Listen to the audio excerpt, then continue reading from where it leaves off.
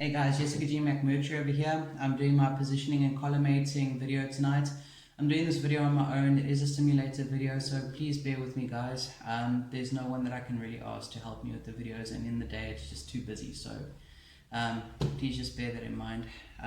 Okay, so I'm going to quickly identify my patient using his cage chart and documentation, which was signed by the owner who consented to the procedure being done today when she signed the admissions form. Okay, so the patient's name is Grant Lee.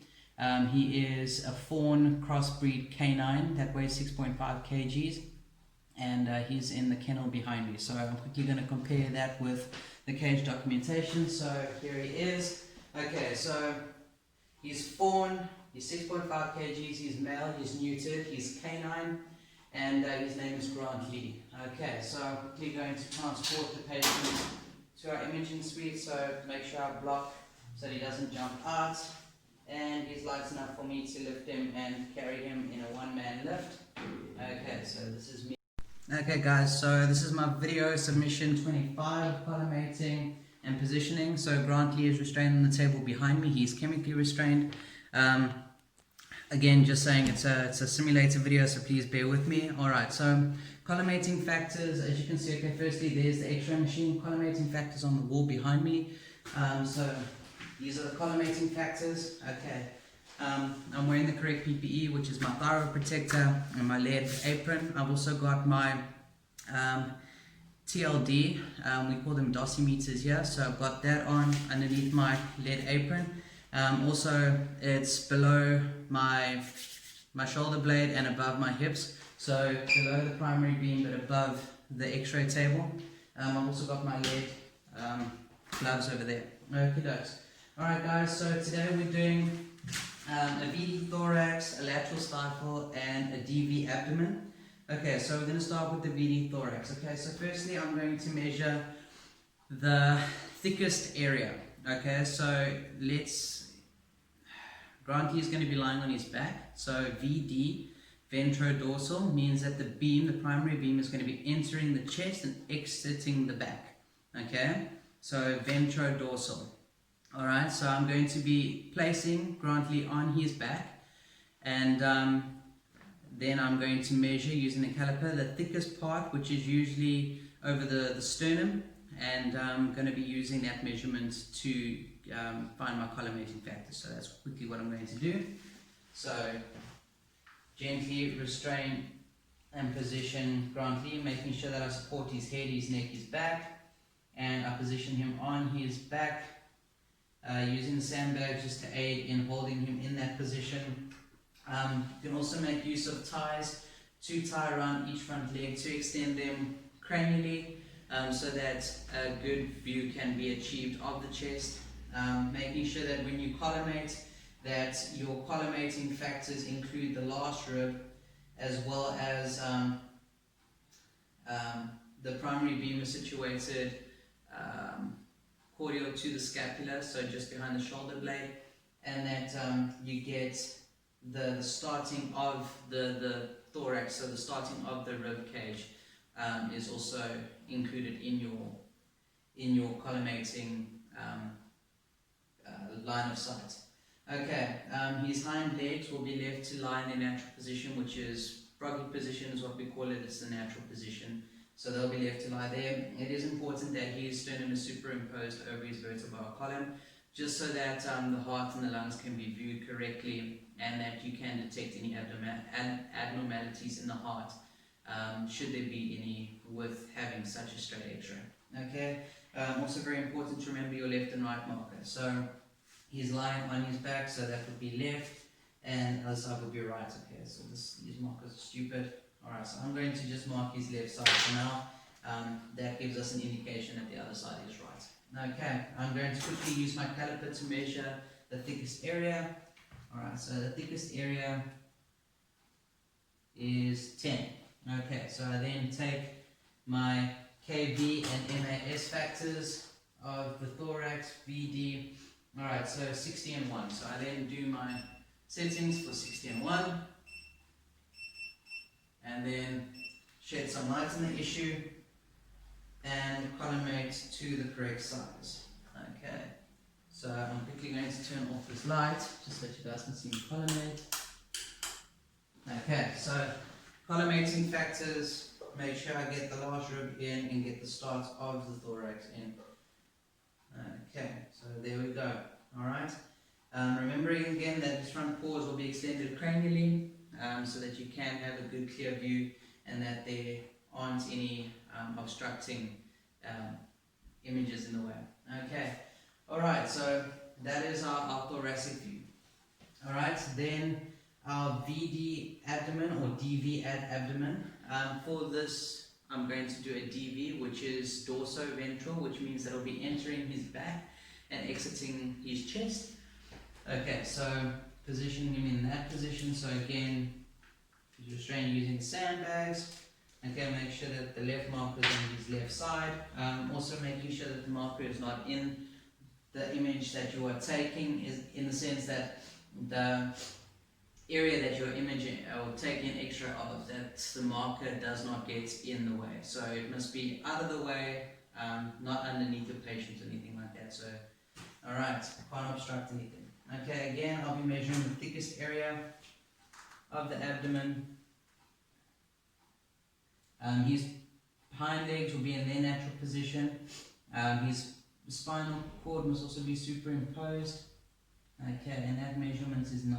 Okay, so I then look at my collimating factors and I go for 9 centimeters of the abdomen, VD, and that is going to be 55 and 2.5. So 55 and 2.5. Okay, shed some light on the issue. Okay, move the X-ray machine, so and I then collimate to the correct size, making sure that I am below the diaphragm.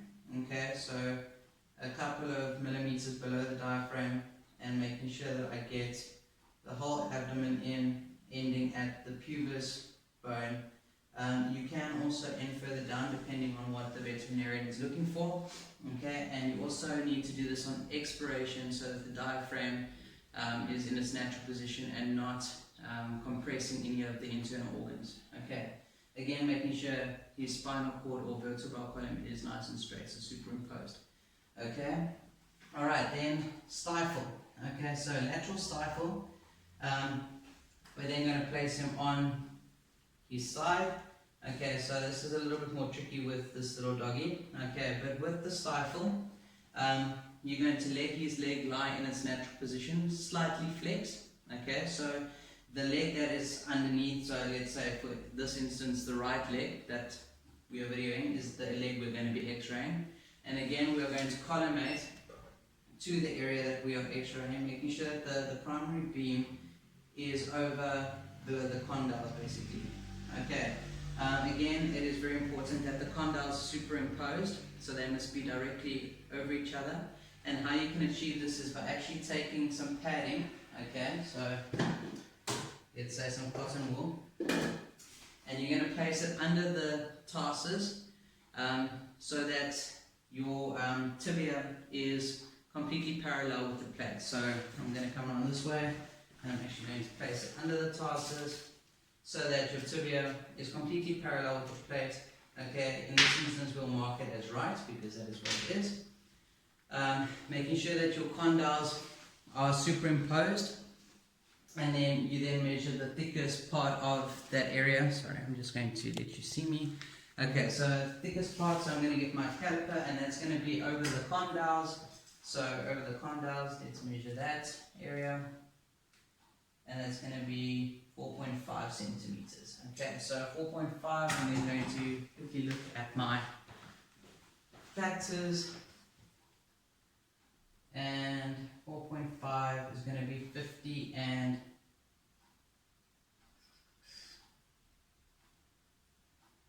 2.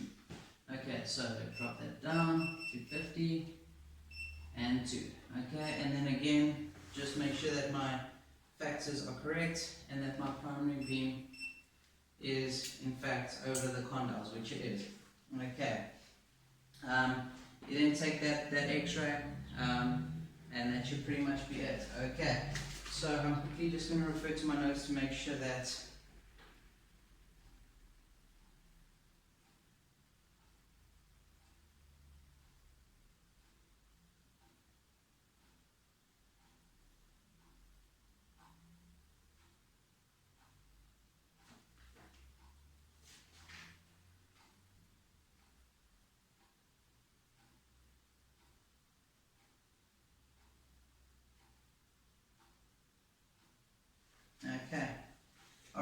quickly going to transport Grant Lee back to his cage, so just give me a second.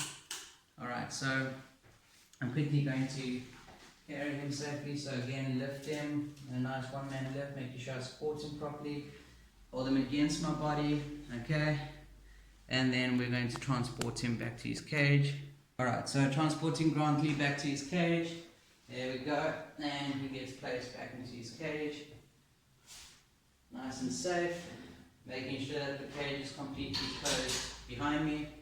Alright, so I'm going to show you guys how I clean the area now. Okay guys, so back in our imaging suite, so I'm going to show you how we clean the area. Okay, so my sandbags, and everything, markers, my cassettes. Okay, our cassettes we cover in hard durable plastic just to stop gunk from getting in it. So the plastic we then wipe off with disinfectant. Okay, any gross contamination needs to be removed and cleaned first. Then disinfectant takes place. Okay, so I'm quickly going to show you how we do that. So I've got my disinfectant spray. In our practice, we make use of F10SC, okay, which is diluted to 125 ratio. So 1 to 125 ratio. Okay, so we use this, and firstly, what I do is I spray down and I wipe. And then I spray it down and I leave for the correct contact time. So that's quickly what I'm going to do. And I do that to my sandbags, to my caliper, to my markers, my cassette. Okay, I'm just moving that out the way. To my gloves. And then to the table lastly. But I'm quickly going to wipe everything off first. Okay, so to remove all gross contamination. There we go. Caliper. Go. Markers.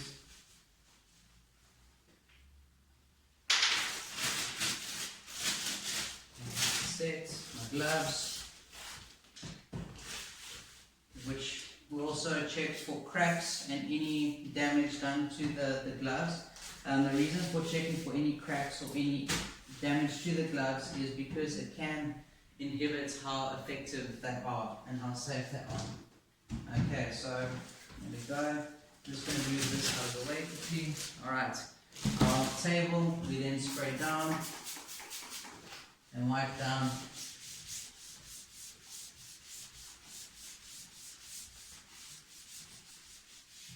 Okay, alright, and then we spray and leave for the correct contact time, which is 15 minutes to half an hour, okay, before wiping down again. The same gets done to my gown when I'm finished using it. Another thing is they get stored, so my leg gloves, my leg gown, my thyroid protector, they all get stored safely. They are never folded or rolled up or squashed.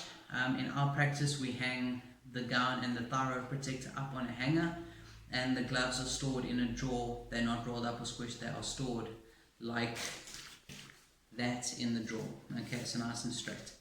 Okay, again, our cassettes are also stored out of the radiation area, so they're not in contact with radiation when they're not in use.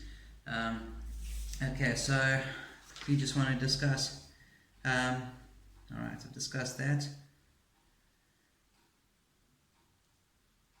Okay, so in the radiation suite, if the animal is chemically restrained and restrained nicely with sandbags and foam wedges, cotton wool, ties, it's good to stand as far back from the primary beam as possible, so a good 2 meters. The cable also allows you to move as far away from the primary beam as possible. It goes to about 2 meters as well. Just to limit your exposure to the primary beam and scatter radiation.